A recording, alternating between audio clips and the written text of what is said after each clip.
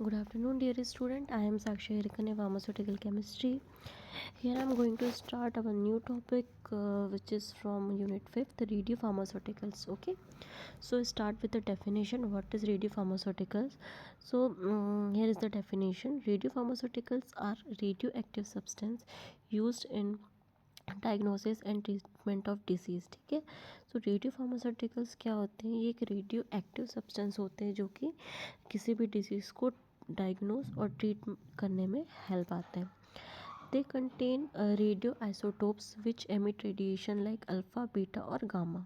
ठीक है, ये रेडियो आइसोटोप कंटेन करते हैं जो कि रेडिएशन एमिट करते हैं. जैसे कि किस टाइप के रेडिएशन को एमिट करेंगे? वो अल्फ़ा हो जाएगी, बीटा हो जाएगी और गामा. ये सब सारी रेडिएशन को वो एमिट करता है. ठीक है, सो बेसिकली रेडियो फार्मास्यूटिकल्स है क्या? ठीक है, तो रेडियो फार्मास्यूटिकल्स एक ऐसे रेडियो एक्टिव ड्रग होते हैं या एक ऐसे रेडियो एक्टिव सब्सटेंस होते हैं जो कि रेडियो आइसोटोप या बायोलॉजिकल मॉलिक्यूल से मिलके बने होते हैं, जिसका काम है डिसीज़ को ट्रीट करना और डायग्नोस करना. ठीक है, सो रेडियो फार्मास्यूटिकल्स की फार्मास्यूटिक्स में क्या हेल्प हो सकती है?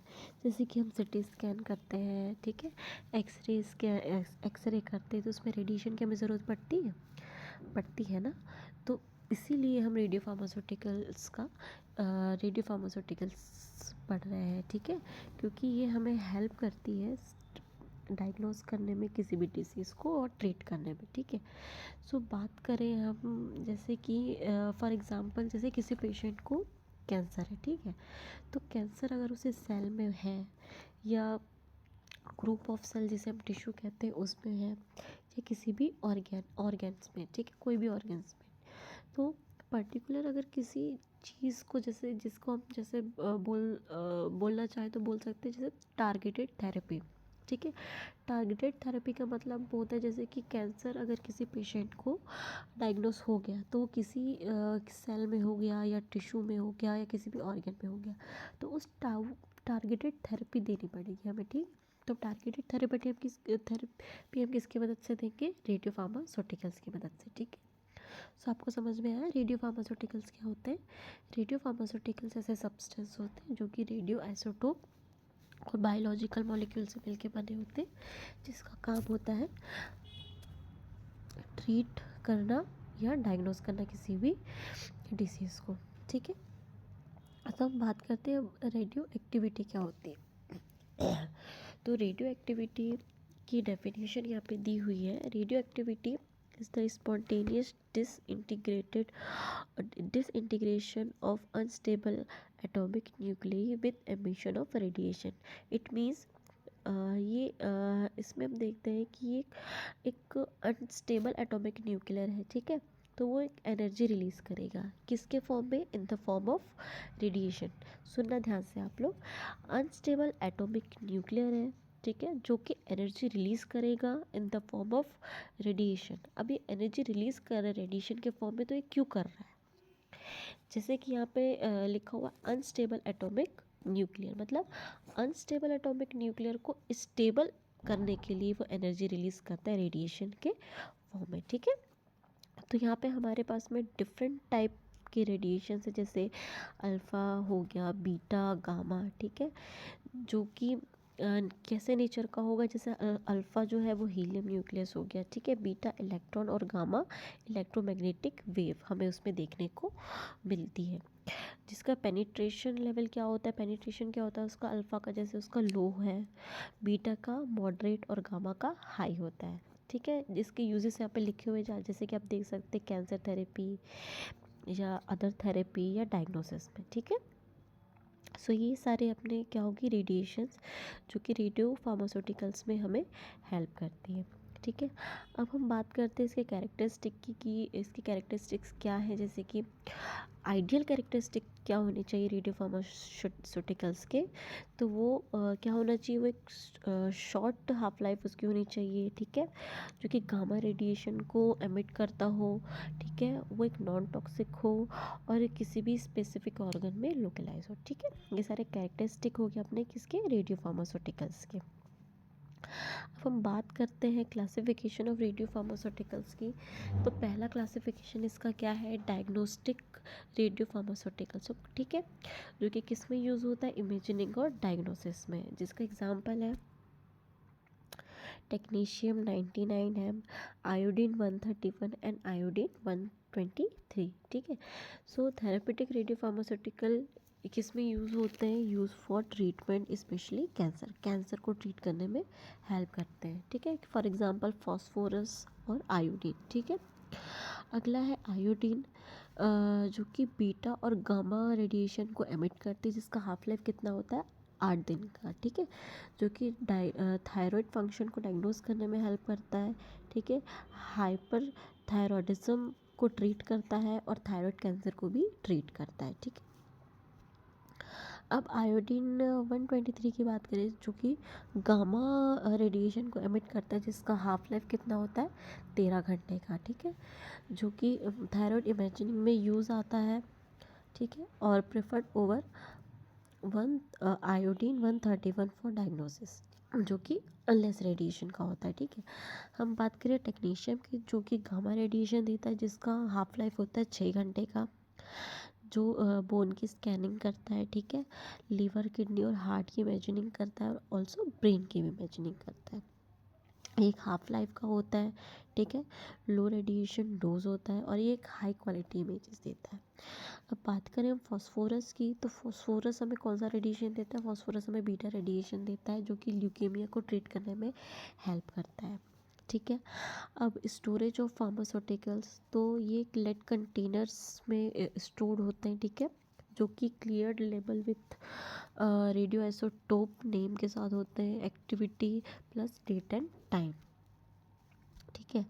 अब नेक्स्ट आता है अपना हैज़ार्ड्स ऑफ रेडियो फार्मास्यूटिकल। तो इससे क्या क्या हो सकता है, जैसे रेडिएशन एक्सपोजर, ठीक है, जेनेटिक म्यूटेशंस या टिश्यू डैमेज भी हो सकती है, ठीक है। अब हमें इन सब के लिए क्या क्या प्रिकॉशन लेने चाहिए, सो जैसे कि हम देख सकते हैं यहाँ पे दिया हुआ है, यूज़ मिनिमम इफ़ेक्टिव डोज, ठीक है, मिनिमम इफ़ेक्टिव डोज का ही हम यूज़ कर सकते हैं। वियर प्रॉपर क्लोथिंग, प्रॉपर हमें क्लोथिंग करनी पड़ेगी, use a shield, proper disposal of radio active waste, ठीक है। And now applications of radio pharmaceuticals. So applications क्या क्या हो सकती है रेडियो फार्मास्यूटिकल्स की, तो पहली एप्लीकेशन क्या है इसकी, थायराइड फंक्शन टेस्ट, ठीक है, कैंसर डायग्नोसिस एंड थेरेपी, जैसे कि मैंने आपको बताया कि ये हेल्प करता है for treatment and diagnosis of diseases like cancer, ठीक है, brain imagining, bone scanning, cardiac imagining, ठीक है। सो अब रेडियो एक्टिविटी मेज़र कैसे होती है, ठीक है, measurement of radio activity. So radio activity is measure to determine the rate of nuclear disintegration, ठीक है। तो आप समझ पा रहे हैं इस डेफिनेशन के क्या मतलब है, radio activity is measure to determine the rate of nuclear disintegration, ठीक है। तो इसमें जो न्यूक्लियर डिसइंटीग्रेशन है, डिसइंटीग्रेशन का क्या मतलब होता है कि स्मॉल पार्टिकल में ब्रेक डाउन हो जाना, ठीक है।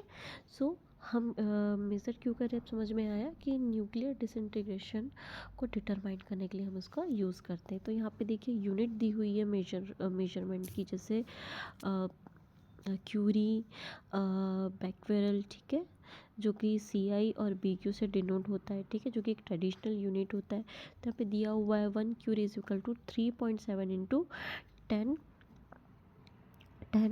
डिसइंटीग्रेशन पर सेकेंड, ठीक है, और और 1 becquerel is equal to 1 disintegration per second.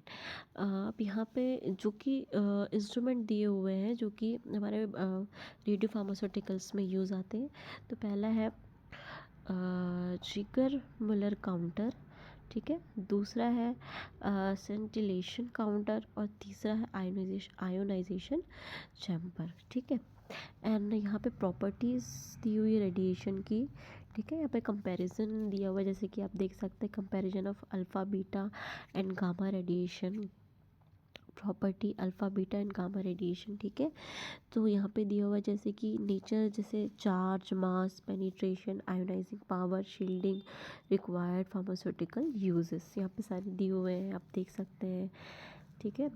तो तो मोस्टली हम लोग गामा रेडिएशन का यूज़ करते हैं, ठीक है। डायग्नोसिस में मोस्टली गामा रेडिएशन का यूज़ होता है, ठीक है। अब यहाँ पे हम देखते हैं half life. What is half life? तो half life is the time required for half of the radioactive atom present to decay, ठीक है। अब इसका इंपॉर्टेंस क्या है? डिटरमाइन ड्यूरेशन ऑफ एक्टिविटी, यहाँ पे शॉर्ट लाइफ देखता है, ठीक है। सो ये सारी चीज़ें थी अपने रेडियो आइसोटोप्स के बारे में। यहाँ पे दिया हुआ है रेडियो आइसोटोप्स क्या होते हैं। Radio isotopes are isotopes of element having unstable nucleus which emit radiation during decay, जैसे कि मैंने आपको पहले बताया था, है ना, कि अनस्टेबल न्यूक्लियस को जो स्टेबल होना चाह रहा है, जो जिसको हम स्टेबल कर रहे हैं, ठीक है। इसका भी यूज़ किस में आता है? डिसीज़ को डायग्नोस करने में, कैंसर को ट्रीट करने में, ठीक है। ये सब इसका यूज़ आता है और ये सारे इसके एडवांटेजेस दिए हुए हैं, ठीक है। And then this is all about the topic radio pharmaceuticals, okay.